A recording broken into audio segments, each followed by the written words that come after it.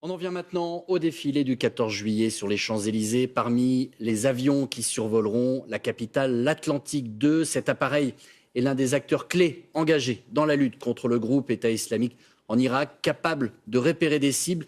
Il est aussi capable de larguer des bombes. Une de nos équipes a pu monter à bord. Thomas Paga avec Antoine Placier.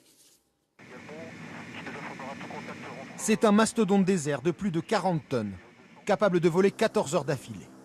L'Atlantique 2 est aujourd'hui l'une des pièces maîtresses du dispositif contre les djihadistes en Irak. Un spécialiste de la reconnaissance et du renseignement, il sert à désigner les cibles des bombardiers Rafale et Mirage 2000. Mais il peut aussi frapper lui-même. Il aurait déjà largué une vingtaine de bombes de plus de 250 kg chacune sur Daesh depuis 2015. Nous sommes montés à bord avec l'un de ses équipages. Ils viennent de rentrer d'une mission sur la base française en Jordanie. Le commandant est expérimenté, à la tête de l'une des deux flottilles d'Atlantique 2, la 23F. Alors moi, ça fait 11 ans que je pilote l'Atlantique 2. Sur tous les terrains? Sur tous les terrains. J'ai été déployé à plusieurs occasions sur les théâtres du Sahel, en particulier depuis Dakar et depuis le Niger également. À l'arrière, le décor ressemble à celui d'un sous-marin. Devant leurs écrans, 10 spécialistes surveillent le moindre mouvement dans un rayon de plusieurs dizaines de kilomètres autour de l'avion. On dit qu'on est un peu une sorte de frégate volante, parce qu'on peut faire beaucoup de choses en même temps, c'est vrai. Donc là-bas, vous avez le poste radio, le navigateur, la guerre électronique, le radar, donc l'officier, et ici tout ce qui est pour la guerre anti-sous-marine, la lutte anti-sous-marine. Car à l'origine, l'Atlantique 2 est un avion de surveillance maritime, chargé de protéger les sous-marins nucléaires français. Sur la mer comme au-dessus du désert, voici la marque de fabrique de l'appareil.